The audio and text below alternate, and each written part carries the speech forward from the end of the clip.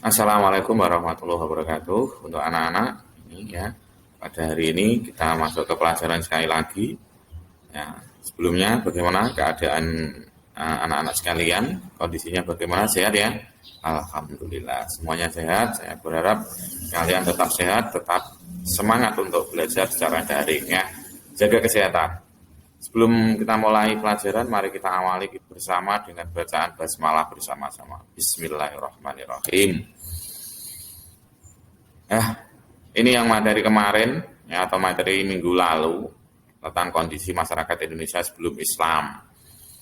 Saya hanya sekilas garis besarnya bahwa masyarakat Indonesia sebelum Islam itu, masyarakat Indonesia itu sudah memeluk agama, sudah punya agama, ada Hindu, Buddha, dan kepercayaan. Masyarakat Indonesia dari segi ekonomi di situ sudah berdagang, bercocok tanam, beternak, dan ada yang nelayan. Kemudian dari segi sosial budaya, bahwa masyarakat Indonesia itu mempunyai beragam budaya ya, bahasa, ya kan, bahasanya banyak sekali, budaya juga banyak sekali. Kemudian dari segi politik, kondisi politiknya, masyarakat Indonesia itu sudah ada kerajaan Majapahit, kerajaan Sriwijaya ya. Ini kondisi sebelum Islam ya. Kemudian dari segi suku-suku bangsa, bahwa Indonesia itu mempunyai suku-suku bangsa, bersuku-suku ya. Jadi itu sekilas garis besarnya kondisi masyarakat Indonesia sebelum Islam. Lanjut next ya. Ini materi yang harus kita bahas di minggu ini, yaitu cara masuknya Islam ke Indonesia. Cara masuknya Islam ya. Oke, next. Ini yang pertama. Ini ada gambar kehidupan perdagangan masyarakat Indonesia. Ya, caranya dari segi perdagangan. Ya, di situ di pelabuhan-pelabuhan itu dulu ya, kerajaan Sriwijaya itu terkenal dengan maritimnya. Ya, banyak orang luar negeri, saudagar-saudagar dari Persia, Gujarat, Arab, Cina itu sudah masuk ke Indonesia melalui jalur perdagangan, terutama para pedagang-pedagang Muslim. Ini sekarang garis besar seperti itu. Next, yang kedua dari pendidikan, ya.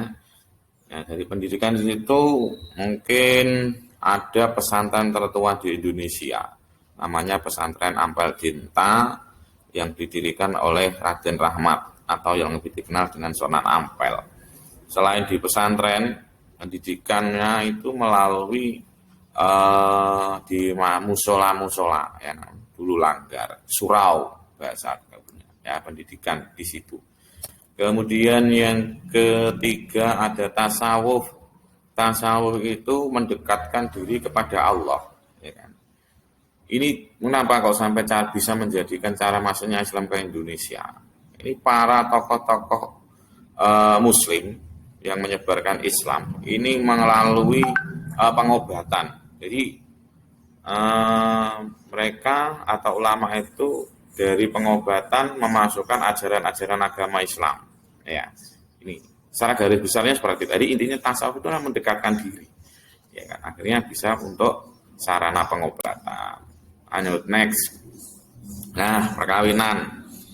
Dari perkawinan bisa menjadikan cara masuknya Islam ke Indonesia. Banyak saudagar-saudagar Muslim dari Persia, Gujarat itu yang akhirnya suka dengan masyarakat pribumi, masyarakat Indonesia, akhirnya menjalin namanya perkawinan.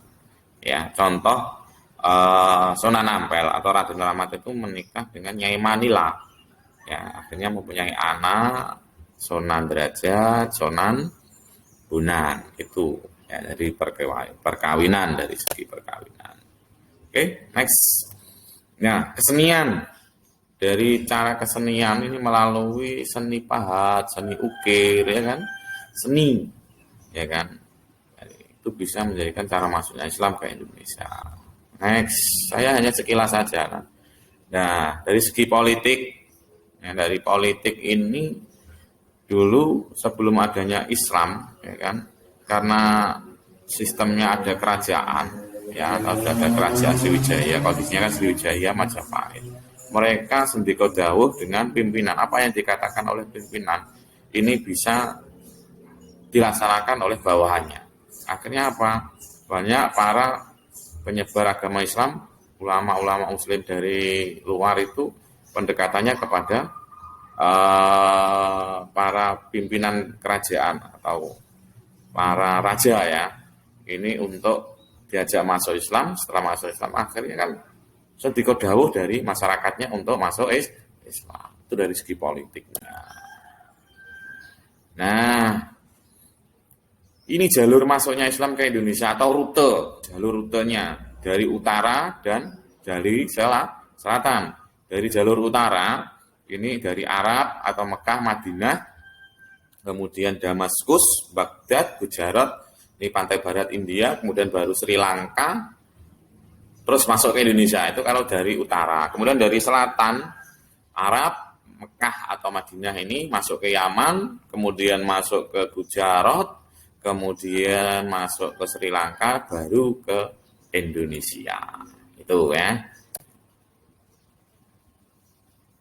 Next. Nah, ini nanti tugas dari kalian, tugasnya, anak-anak nanti tugasnya ini membawa tugas buat peta konsep cara masuknya Islam ke Indonesia, bentuk model bebas sesuai kreativitas masing-masing, di kertas HVS atau buku gambar. Setelah itu difoto, jangan lupa dikasih nama, kelas, nomor absen. Fotonya kalau moto nama, kelas, nomor absen harus kelihatan dan kirim ke grup Telegram. Ya. Belajarnya SKI kelasnya di Telegram belajar kelas SKI ya. Di Telegram belajar kelas SKI-nya masing-masing ya. Oke, itu tugasnya. Ini contohnya seperti ini. Ya, ini ya contoh. Ya, ini contoh. Tapi kalian ya yang lain jangan menyontoh ini ya. Modelnya boleh yang lain. Nah, ini ada contoh lagi ini ya, mind map namanya, peta konsep. Boleh seperti ini. Oke. Next. Ya, sekian. Terima kasih itu anak-anak yang perlu kita bahas. Jangan lupa tugasnya ya membuat peta konsep. Ya, bebas ya kan, tapi materinya tentang cara masuknya Islam ke Indonesia tadi ya. Itu anak-anak yang bisa saya sampaikan. Jangan lupa jaga kesehatan dan tetap semangat ya. Mari kita tutup pelajaran pada kali ini dengan bacaan hamdalah bersama-sama. Alhamdulillahirabbil alamin. Assalamualaikum warahmatullahi wabarakatuh.